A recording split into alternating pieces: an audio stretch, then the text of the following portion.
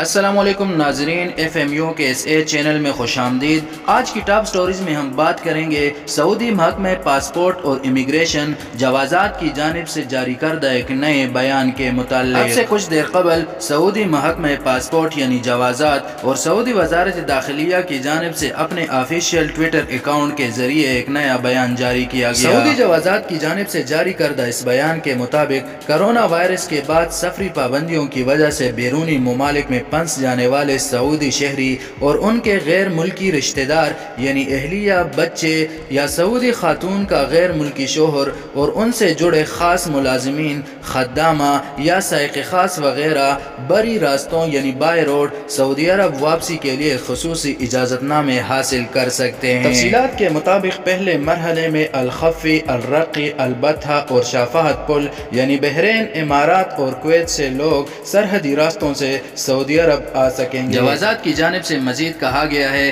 کہ مملکت آنے والوں کو ابشر پر اپنے کوائف درج کر کے اجازت حاصل کرنا ہوگی اور اس کے لیے کرونا وائرس کی ٹیسٹ رپورٹ لازمی ہے۔ جاری احکامات میں مزید کہا گیا ہے کہ PCR ٹیسٹ زیادہ سے زیادہ 48 گھنٹے تک ہونا چاہیے، اس سے پرانا ٹیسٹ قابل قبول نہیں ہوگا۔ محکمہ صحت کے مطابق حالیہ دنوں میں مملکت میں کرونا وائرس کے کیسز میں بتدریج کمی آئی ہے۔ سعودی عرب کی جانب سے بالآخر بری راستوں کو مسافروں کے لیے کھول دینا خوش آئند امر ہے۔ سعودی حکومت کی جانب سے آج کے اس اعلان کے بعد چھٹی پر گئے ہوئے غیر ملکی صارفین کی جانب سے جوازات کے آفیشیل ٹویٹر اکاؤنٹ پر بین الاقوامی پروازوں کی بحالی کے متعلق دریافت کیا گیا۔ جواب میں جوازات کا کہنا تھا کہ بین الاقوامی پروازوں کی بحالی کے متعلق فی الحال کوئی فیصلہ نہیں کیا گیا۔ نئے احکامات اور اعلانات کو اسی آفیشیل ذرائع سے شیئر کیا جائے گا۔ جوازات کی جانب سے پیش کی جانے والی اس وضاحت کے بعد یہ کہا جا سکتا ہے کہ سوشل میڈیا پر بین الاقوامی پروازوں کی بحالی کے متعلق گردش کرتی خبریں